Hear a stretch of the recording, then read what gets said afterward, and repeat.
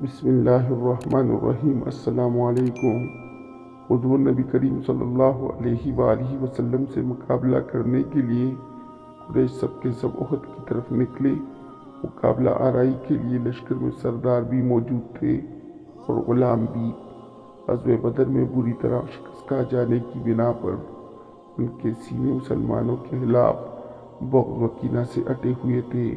اپنے مقتولین کا بدلہ لینے کے لیے ان کا خون جوش مار رہا تھا۔ انہوں نے اپنے ہمراہ قریش کی عورتیں بھی لے لی تاکہ وہ مردوں کو جنگ کے لیے ابھارے اور جوانوں کے دلوں میں آبائی غیرت کے دیپ جلائے اور انہیں پل بھر کے لیے بھی مضمحل نہ ہونے دے۔ ان عورتوں میں ابو سفیان کی بیوی ہند بنت عتبہ اور عمر بن عاص کی بیوی ریتا بنت منبع اور طلحہ کی بیوی سلافہ بنت سعد اپنے تینوں بیٹوں مصافح، جلاس اور کلاب کے ہمراہ لشکر میں شامل ہوئی۔ ان کے علاوہ بھی بہت سی عورتیں شامل لشکر تھیں۔ جب جنگ احد میں دونوں فوجوں کے درمیان گھمسان کا رن پڑا تو ہند بنت عتبہ اور دیگر چند عورتیں اٹھی اور صفوں کے پیچھے جا کھڑی ہوئی۔ ان کے ہاتھوں میں ڈھولکیاں تھیں۔ انہوں نے ڈھولک کی تاب لیے گانا شروع کر دیا: اگر تم آگے بڑھو گے تو ہم گلے ملیں گے اور تمہارے لیے تکیے لگائیں گے۔ اگر تم پیٹھ پھیر کر بھاگ نکلے تو ہم تمہیں دھتکار دیں گے۔ جذبات سے لبریز ترانہ شخص سواروں کے سینوں میں قبائلی غیرت کی آگ بھڑکا تھا اور ان کے شوہروں کے سینوں میں جادو کا اثر کرتا۔ پھر جنگ سر پڑ گئی۔ مسلمانوں پر قریش کو غلبہ حاصل ہو گیا تو عورتیں فتح کے نشے میں سرشار میدان کارزار میں رقص کرنا شروع ہو گئی اور شہداء کی لاشوں کو مسلح کرنے لگی۔ انہوں نے جوش انتظام میں لاشوں کے پیٹ چاک کر دیے، آنکھیں نکال دی، کان اور ناک کاٹ دیے۔ ان میں سے ایک عورت کا غصہ اس سے بھی ٹھنڈا نہ ہوا تو اس نے میدان بدر میں قتل ہو جانے والے اپنے بھائی، باپ اور چچا کا انتقام لینے کے خیال سے لاشوں کے ناک کان کاٹ کر دھاگے میں پیروئے۔ ایک کو ہار کے طور پر گلے میں ڈالا اور دوسرے کا پازیب بنایا۔ لیکن سلافہ بنت سعد کی اپنی قریش سہیلیوں سے الگ تھلگ شان ہی نرالی تھی۔ وہ بڑی بے چینی کے ساتھ اپنے خاوند اور 3 بیٹوں کا شدت سے انتظار کر رہی تھی کہ اگر وہ نظر آ جائے تو میں بھی فتح و کامیابی کی خوشی میں دوسری عورتوں کے ساتھ شریک ہو سکوں۔ اس کا دیر تک انتظار کرنا رہ گیا تو معرکہ آرائی کے میدان میں لاشوں کے چہروں کو ٹٹولتی ہوئی دور تک جا چلی گئی۔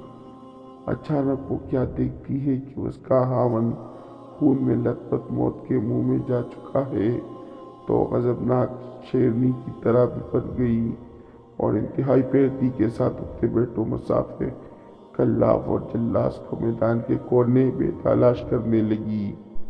تھوڑی دیر بعد انہیں دیکھا کہ ان کی لاشیں احد کی چٹانوں پر بکھری پڑی ہیں۔ مصافح، کلاب تو موت کے گھاٹ اتر چکے تھے اور تیسرا بیٹا جلاس آخری سانس لے رہا تھا۔ سلافہ غم و اندوہ میں مبتلا اپنے بیٹے کے پاس بیٹھ گئی، اس کا سر اپنی گود میں لیا، چہرے اور پیشانی سے خون صاف کرنا شروع کیا۔ اس کی زندگی بچانے کے لیے سر توڑ کوششیں کرنے لگی۔ اس ہولناک منظر کو دیکھ کر اس کی آنکھوں میں کے آنسو بھی خشک ہو گئے۔ آہ و بکا کے عالم میں اپنے بیٹے سے پوچھا: میرے لخت جگر، تجھے کس نے یہ گہرے زخم لگائے؟ اس نے جواب دینا چاہا لیکن اکڑا ہوا سانس جواب دینے میں رکاوٹ بن گیا۔ اس نے بار بار پوچھا کہ تجھے کس نے کچوکے لگائے؟ اس نے بڑی مشکل سے اکڑتے ہوئے سانس کے ساتھ جواب دیا کہ مجھے میرے باپ اور بھائیوں کو عاصم بن ثابت نے مارا۔ یہ سن کر سلافہ بنت سعد دیوانہ دھاڑے مار کر رونے لگی اور لات و عزا کی قسم کھا کر کہنے لگی: میری آتش غضب اس وقت تک ٹھنڈی نہیں ہوگی جب تک قریش عاصم بن ثابت سے بدلہ نہیں لیں گے اور شراب نوشی کے لیے اس کے سر کی کھوپڑی مجھے نہیں دیں گے۔ پھر اس نے یہ اعلان کر دیا کہ جو اسے زندہ پکڑ کر لے آئے یا اس کا ساتھ لے آئے تو میں اسے منہ مانگی دولت دوں گی۔ اس کا یہ اعلان قریش میں جنگل کی آگ کی طرح پھیل گیا۔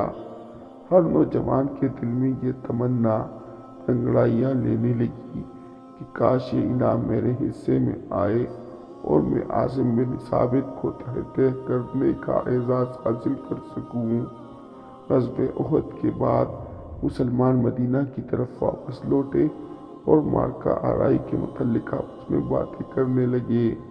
شہداء کے لیے رحمت کی دعا اور غازیوں کی ہمت و جرأت کا تذکرہ نہایت ادب و احترام سے کرنے لگے۔ دوران گفتگو حضرت عاصم بن ثابت رضی اللہ تعالیٰ عنہ کے کارنامے کا تذکرہ کرتے ہوئے بڑے تعجب کا اظہار کیا کہ عاصم رضی اللہ تعالیٰ عنہ کے ایک ہی گھر کے 4 افراد کو موت کے گھاٹ اتار دیا۔ حاضرین میں سے ایک نے کہا، بھلا اس میں تعجب کی کون سی بات ہے؟ کیا آپ کو یاد نہیں غزوہ بدر سے پہلے جب رسول اکرم صلی اللہ علیہ وآلہ وسلم نے ہم سے سوال کیا تھا کہ تم کیسے لڑو گے تو عاصم بن ثابت کھڑے ہوئے، کمان اپنے ہاتھ میں پکڑی اور کہا، جب دشمن 100 ہاتھ کے فاصلے پر ہوگا تو لڑائی تیر اندازی سے ہوگی، جب دشمن اور زیادہ قریب آ جائے گا تو لڑائی نیزے کے ساتھ ہوگی، یہاں تک کہ نیزے ٹوٹ جائیں گے، اور جب نیزے ٹوٹ جائے تو پھر لڑائی تلوار سے دست بدست ہوگی۔ یہ سن کر رسول اکرم صلی اللہ علیہ وآلہ وسلم نے ارشاد فرمایا، واقعی جنگ اسی طرح لڑنی چاہیے۔ جو دشمن سے جنگ لڑنا چاہتا ہے تو اس کے لیے ضروری ہے کہ وہ عاصم بن ثابت کی طرح جنگ لڑے۔ غزوہ احد کو ابھی تھوڑا ہی عرصہ گزرا تھا کہ رسول اکرم صلی اللہ علیہ وآلہ وسلم نے 6 صحابہ کرام رضی اللہ عنہم کو ایک خاص مشن پر روانہ کیا اور ان کا امیر حضرت عاصم بن ثابت رضی اللہ تعالیٰ عنہ کو مقرر کیا۔ یہ منتخب صحابہ کرام رضی اللہ عنہم نبی کریم صلی اللہ علیہ وآلہ وسلم کے حکم کی بجا آوری کرتے ہوئے مشن پر روانہ ہو گئے۔ مکہ مکرمہ سے ابھی تھوڑے سے فاصلے پر تھے کہ قبیلہ ہیزل کی ایک جماعت کو ان کے بارے میں علم ہو گیا تو وہ سر پٹک کر ان کی طرف دوڑے اور انہیں اپنے گھیرے میں لے لیا۔ یہ صورتحال دیکھ کر حضرت عاصم رضی اللہ تعالیٰ عنہ اور ان کے ساتھیوں نے اپنی تلواریں نکال لی اور مقابلے کے لیے تیار ہو گئے۔ یہ منظر دیکھ کر بنو ہیزل کہنے لگے، آج تم ہمارا مقابلہ نہیں کر سکتے، بخدا ہم تمہیں کوئی نقصان پہنچانے کا ارادہ نہیں رکھتے، اگر تم ہتھیار ڈال دو تو ہم اللہ تعالیٰ کو گواہ بنا کر تم سے عہد کرتے ہیں کہ تمہیں کچھ نہیں کہا جائے گا۔ یہ تجویز سن کر صحابہ کرام رضی اللہ عنہم ایک دوسرے کی طرف دیکھنے لگے، گویا کہ وہ مشورہ کر رہے ہیں کہ اب کیا کریں۔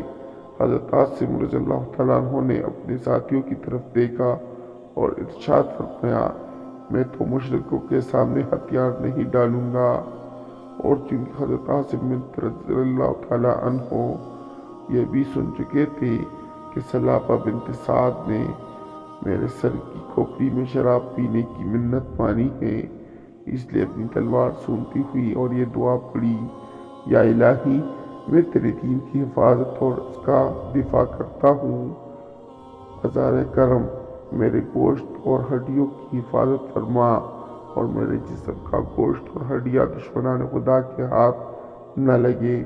پھر بنو ہیزل پر حملہ کر دیا اور ان کے 2 ساتھی بھی حملہ آور ہوئے، وہ بے جگری سے لڑے یہاں تک کہ ایک کے بعد دیگرے قتل ہو کر گر گئے۔ باقی 3 ساتھیوں نے دشمن کے سامنے ہتھیار ڈال دیے۔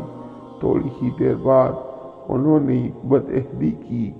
پہل تو قبیلہ ہیزل کو یہ پتہ نہیں لگا تھا کہ قتل ہونے والوں میں عاصم بن ثابت رضی اللہ تعالیٰ عنہ بھی ہے، جب انہیں پتہ چلا تو بہت خوش ہوئے، ہاتھ رفع انعام ملنے کی تصور میں بہت خوش ہوئے، چونکہ ثعلبہ بنت سعد نے یہ نظر مان رکھی تھی کہ اگر وہ حضرت عاصم بن ثابت کے سر کی کھوپڑی حاصل کرنے میں کامیاب ہو گئی تو اس میں شراب نوشی کرے گی، اور ساتھ ہی اس نے یہ اعلان بھی کیا ہوا تھا کہ جو اسے زندہ پکڑ کر لائے یا مردہ حالت میں، بہر صورت وہ اسے منہ مانگی رقم دے گی۔ حضرت عاصم بن ثابت رضی اللہ تعالیٰ عنہ کی شہادت سے چند گھنٹے بعد قریش کو ان کی لاش کا علم ہوا۔ بنو ہیزن مکہ کے قریب مقیم تھے۔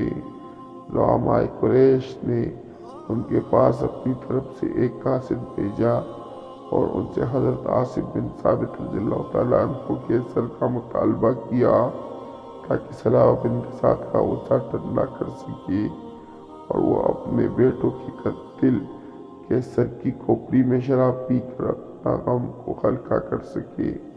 قریش نے اپنے قاصد کو وافر مقدار میں مال بھی دیا تاکہ وہ بنو ہیزن کو قیمتی تحائف اور نقد مال دے کر حضرت عاصم رضی اللہ تعالیٰ عنہ کا سر لینے میں کامیاب ہو سکے۔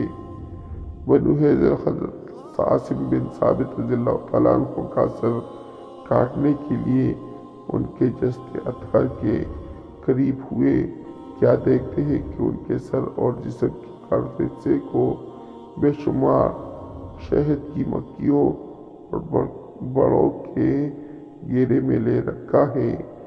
جو ہی وہ ان کے جسم کے قریب ہوئے، مکھیوں اور بڑوں نے ان کے آنکھوں، چہرے اور جسم کے ہر حصے پر زہریلے ڈنک مارے اور انہیں دور بھگا دیا۔ ایک کے بعد دیگرے کوشش کرنے کے بعد جب وہ مایوس ہو گئے اور جسم تک پہنچنے کی صورت نظر نہ آئی تو ایک دوسرے سے کہنے لگے، چھوڑو، رات آنے دو، جب رات کا اندھیرا چھا جائے گا تو بیڑے جسم سے الگ ہو جائیں گی، تو پھر تم اپنے مقصد میں کامیاب ہو سکے۔ یہ تجویز سن کر سبھی تھوڑی دور بیٹھ کر انتظار کرنے لگے۔ ابھی دن ختم نہیں ہوا تھا اور رات شروع ہوئی تھی کہ گھنے سیاہ بادل آسمان پر نمودار ہوئے۔ بادل کڑکڑا کر اور فضا میں لرزہ طاری ہو گیا۔ ایسے موسلادھار بارش ہوئی کہ عمر رسیدہ لوگوں نے بتایا کہ ہم نے اپنی زندگی میں اس جیسی بارش کبھی نہیں دیکھی تھی۔ جلد ہی راستے اور گلیاں ندی نالوں کا منظر پیش کرنے لگی۔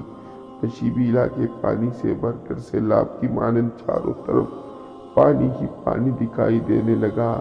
جب صبح ہوئی تو بنو ہیزن حضرت عاصم بن ثابت رضی اللہ تعالیٰ عنہ کی لاش ہر جگہ تلاش کرنے لگے، لیکن کہیں اس کا سراغ نہ ملا۔ سیلاب ایسے بہا کر کہیں دور نامعلوم جگہ پر لے گیا۔ دراصل اللہ رب العزت نے حضرت عاصم بن ثابت رضی اللہ تعالیٰ عنہ کی دعا قبول کر لی اور ان کے جسم اطہر کی حفاظت کی اور ان کے باعزت سر کو اس ذلت آمیز سلوک سے بچا لیا کہ ان کی کھوپڑی میں شراب پی جائے۔ اللہ تعالیٰ نے مشرکوں کو مومن پر غالب نہ ہونے دیا۔ اللہ کے ان پر بے شمار رحمتیں ہوں۔ آمین یا رب العالمین۔ شکریہ۔